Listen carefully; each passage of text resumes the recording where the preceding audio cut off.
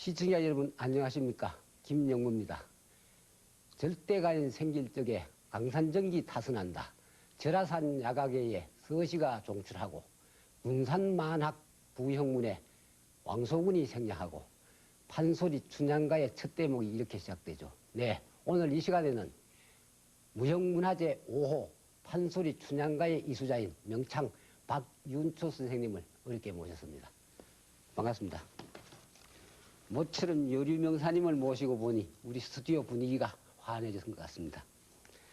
선생님 연보를 읽어보다가 불현듯 숙명적이라는 낱말을 떠올릴 수가 있었습니다. 아시는 분이면 아시겠지만 어머님이 그 유명한 명창 김소희 여사님이고 아버님이 금운고 산주의 명인인 박석기 선생님이신데, 그러고 보면 선생님은 운명적으로 국악인이 될 수밖에 없었다고 생각이 되는데요. 선생님 혹시 그 자신의 그러한 운명에 대해서 저항감을 느껴보신 적은 없으십니까? 숙명적이라는 것은 부모님을 내가 택할 수 없으니까 그 말 자체도 숙명적이겠죠. 그렇지만은 제 아버님 자랑을 잠깐 드리자면 그 시대에 가장 그 엘리트이셨고 또 소위 말하는 동경제대 불문학을 하셔서 그 일제 시대의 그 아픔을 은둔생활 하시면서 검은고를 하셨고, 그래서 뭐 유명하다는 말씀을 들었지만은 그 민족의 혼은 그 국악 속에 있다 그렇게 생각해가지고 많은 보급을 하시고 그런 가운데 제가 자랐기 때문에 풍요로움 그 자체로 예술을 할 수밖에 없었습니다. 예. 선생님은 박윤초라는 이름 앞에 항상 따라다니다시피 했던 명창 김소희 여사님의 딸이라는 꼬리표를 어떻게 받아들였습니까? 물론 어릴 적의 느낌과 지금은 많이 다를 줄 압니다만. 아무래도 뭐 어렸을 적에는 나도 그러니까 어머님하고 같이 제가 그 피난 때 6.25 지나서 그 유추진 선생님의 그 가야금이라는 그 창극을 제가 어머님과 같이 한 무대에 쓰고, 그런 그 어렸을 때부터 무대를 서서 제 나름대로 제가 좀 아버님의 그 후광 때문에 잘 했었는데, 박윤초 나 자신을 봐주지 않고 자꾸 어머님을 지금 말씀하시는 것처럼 따라서 말씀하시니까 좀 화도 났었죠. 견디기 좀 힘들었지만은 오히려 지금 견디기 힘든 것은 지금 안 계신 지 지금 8년 벌써 얼추 됐습니다만은 김소희를 모르는 그 젊은 사람의 태도가 저를 참지 못하게 하더군요, 또.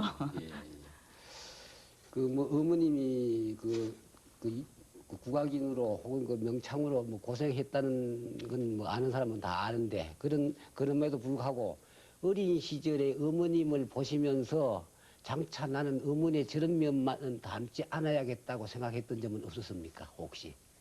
글쎄요, 뭐 예술가가 그 생활과 예술을 병행하기는 어려우셨죠. 그러니까 이제 그런 면은 좀 저도 견디기는 힘들었지만은 어머님도 나름대로 많은 노력을 하셨기 때문에 지금 생각하면 참 대단하신 분으로만 남아 있습니다.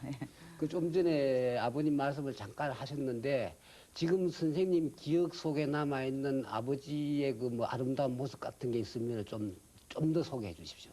예, 저는 참 사랑을 듬뿍 받고 살았습니다. 그래가지고 주무시기 전에 저를 그 무릎에, 생각하니 가슴이 좀 그렇네요. 무릎에 이렇게 놓고 검은고를 하시고, 또 제가 깨면 또 타고 계시고, 그래서 그 자장가와 아침에 그 아름다운 그 음률을 듣고 자랐다는 그런 거와, 아버님은 그 예술을 이렇게 상품화하지 말고 예술의 혼을 공부해가지고 그거를 네가 정말 스스로 행복한 지경까지 올려서 상대에 있는 관객이나 아니면 후보애들한테 그 같은 행복을 나누거라, 그런 말씀을 하셔서 지금도 그런 경향으로 산다고 자부합니다. 지금의 박윤초 선생님이 존재하기까지에는 그 훌륭하신 부모님들뿐만이 아니라 그 밖에도 많은 스승님들의 가르침이 있었을 줄 아는데 소개해 줄 스승님들이 있다면 좀 소개해 주십시오. 예, 저는 뭐 어려서부터 그 유명한 부모님을 모신 관계로 선생님은 아주 훌륭하신 분들만, 소위 말하는 문화재 분들만 제가 공부할 수 있었고, 또 아버님 생각으로 이제 아주 어렸을 때부터 서예나 또 서예나 가야금은 교양으로 공부를 해라 그래서 공부를 시작했었고, 또 일찍 5살 때부터 그 한영숙 선생, 그다음에 나중에 자라서는 또 이매방 선생님한테도 했습니다마는 중간에 이제 그 철없을 적에 좀 흥분하고 울분을 할 적에 우전 신호열 선생님이 계십니다. 그분한테 서예뿐이 아니라 그 정신적 그 길을 올려주시는 그런 저한테는 정말 잊을 수 없는 선생님이셨고, 또 이제 너무 유명하신 이당 김은호 선생님도 그렇고 안상철 선생님도 많은 선생님 계세요. 또 가야금도 성금년 선생님도 하시고 또 함동정월 선생님, 좋은 선생님은 다 제가 배울 수 있었고 또 이렇게 어려움 없이 공부할 수 있었습니다. 조금 어려운 질문이 되겠는데요. 그러니까 선생님께서는 수십 년간 이탈 명인들로부터 수많은 예를 들면 소리에, 춤에, 가야금에, 글씨에, 그림에, 심지어 하나까지 두루 전수를 받아 오셨는데 그 모든 기회와 학문을 종합해 보면 무슨 결론을 얻을 수가 있을까요? 다시 말하면 선생님은 그간 무엇을 그리 열심히 배웠다고 말할 수가 있겠습니까? 지금도 배우고 있습니다. 그런데 진행 중인데 그 결국 하나예요. 예. 하나를 그러니까 하는 동안을 정도를 말하자면 그 흔히 말하는 홍익인간을 예. 향한 정도를 지금도 열심히 좀 쉬기도 하고 또 무리 없이 그래서 그 반듯한 그 맑은 가슴을 가진 인간이기를 원하는 거죠. 질문은 굉장히 어렵고 복잡했는데 대답은 너무 쉽습니다. 쉽게 살아요.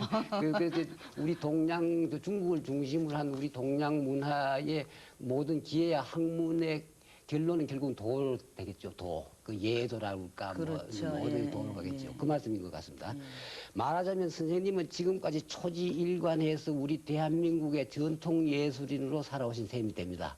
그리하여 그동안에 부지기수로 해외 공연도 다녀오셨는데 해외 공연길에서 가슴 아팠던 일이나 혹은 인상 깊었던 얘기들이 있으면 좀 들려주십시오.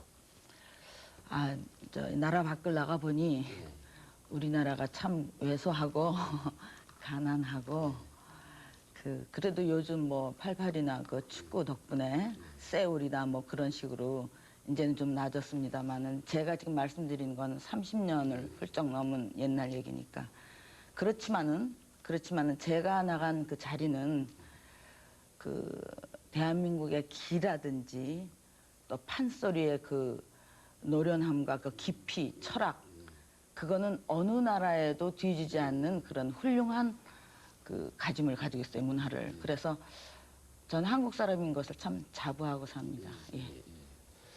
워낙 바쁘게 살아오신 것 같아서 연애나 결혼할 틈도 없었을 것 같은데 실제로 어떻습니까? 아시죠? 잦은 방에 손 들어갈 사 있다고. 그 옛말 일씀이 하나도 틀리지가 않습니다. 그러니까 어떻게 사랑 없이 예술을 공부하겠습니까? 예. 그러니까는 그 사랑을 받고 사랑 속에 살림을 하고 또 사랑스러운 제 아들놈이 있습니다. 그러니까는 계집이라는 것은 그 계집녀의 아들 자자 아닙니까? 좋을 호자 아닙니까? 행복을 부여해주고 그 속에 그걸 바탕으로 해서 예술의 혼을 키웠습니다. 아시다시피 여기 불교 텔레비전 방송 스튜디오 아닙니다. 혹시 우리 스님들 중에서 가깝게 지내신 분들이 있다면 좀 소개해 보시겠습니까? 예, 제가 감히 그것도 부모님 덕입니다마는 그 어머님이 그 옛날에 그 불교 음악을 녹음을 하셨던가 봐요. 그래서 8년쯤 전에 그 해암 스님이라고 그 당시는 해인사 방장 스님으로 계셨습니다. 제가 찾아뵐 적에는 저보고 이렇게 보자고 하셔가지고 찾아뵌 걸 시작으로 해서 네, 드문드문 또 좋은 말씀 참 그 순수하시고 뭐 말을 할 수가 없죠. 이제 그런 말씀을 듣고 그래서 부르심이 있을 적에는 그냥 달려가고 그랬습니다. 나중에는 또 입적하시기 전에는 아주 대한민국의 큰 불교 스님이시더군요. 예. 선생님은 초혼가라는 시집도 펴낸 바가 있고 시창 활동도 그동안에 꾸준히 해온 걸로 알고 있습니다. 오늘 이 자리에서 조금 무리한 부탁이 되겠습니다만은 가볍게 시낭송 한 편을 부탁하고 싶은데 어떻게 가능하겠습니까? 예, 시 낭송, 시창을 들려드릴까요? 아무래도 좋습니다. 예. 꿈이로다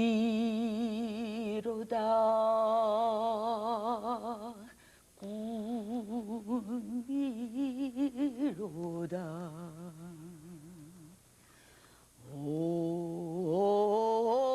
오두가다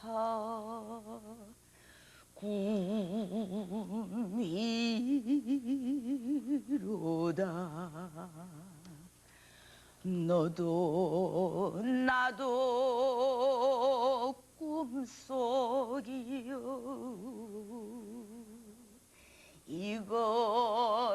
이것저것이 꿈이로다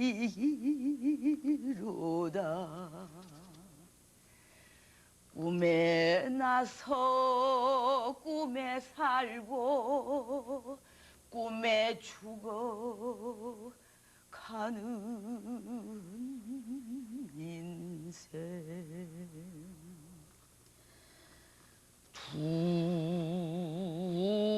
두어라 깨려는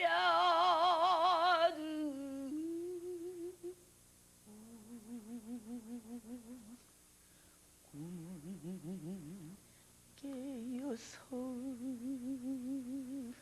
무엇 헐거나 고맙습니다. 판소리에서는 흔히 그 일고수 이명창이라면서 고수의 역할을 대단히 중요시 하는데요. 선생님과 호흡이 가장 잘 맞는 고수가 누군지 소개 좀 해줄 수 있겠습니까?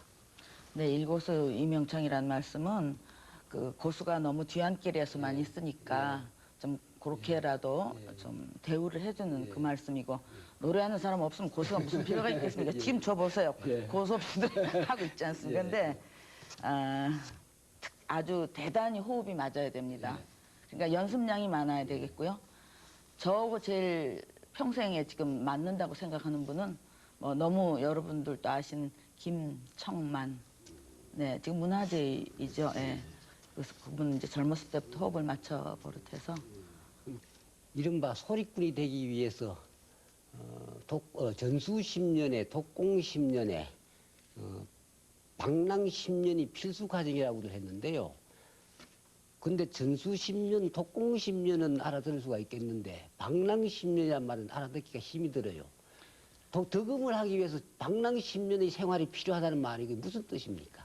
네, 아주 대단히 필요합니다. 왜냐하면 그 실기적인 그 몸에 그 습득하는 그런 과정은 그럴 수 있지만은 일단 우주 전체를 모두 이렇게 섭렵하고 자연을 느끼면서 그거를 가슴에 넣어서 예술의 혼을 표출해내야 되거든요. 그러니까는 자연을 방 안에 앉아서 뭘 알겠습니까? 그러니까는 그 좀 고됨과 또 그 바람의 그 따가움과 그런 걸 스스로 느끼라는 얘기겠죠.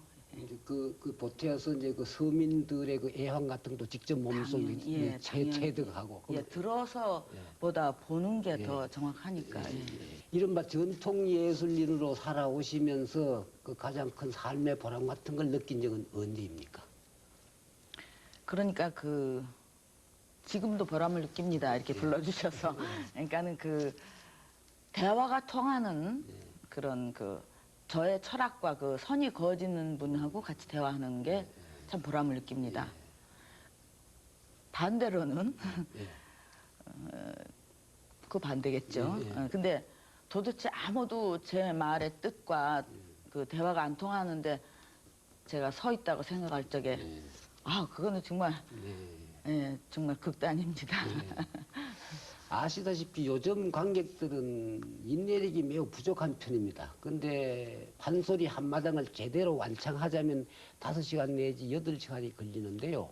이런 문제에 대해서는 어떤 고민을 해보셨습니까? 예, 관객과 많은 대화를 해야겠죠. 그러니까는 그 판소리 완창을 하기 전에 먼저 그 워크숍 같은 거를 많이 시간을 만들어 가지고 질문도 많이 받고 또 그 노래를 하면서 이거는 어떤 것이다라는 설명도 좀 해드려야 되고. 그러니까 저는 그거를 그 늘상 준비하고 있습니다. 어떤 하나의 테마를 하면은 기다려 드려야죠. 예, 그리고 이제 관객이 안 좋다고 화낼 게 아니라 제가부터 그거를 준비해서 그분들의 질문에 대답할 공부를 하고 있어야겠죠. 예. 그간 선생님께서는 여러 대학에서 많은 후학들을 지도해 보셨는데 선생님이 평소 그 후배들을 지켜보시면서 어떤 생각을 많이 하십니까?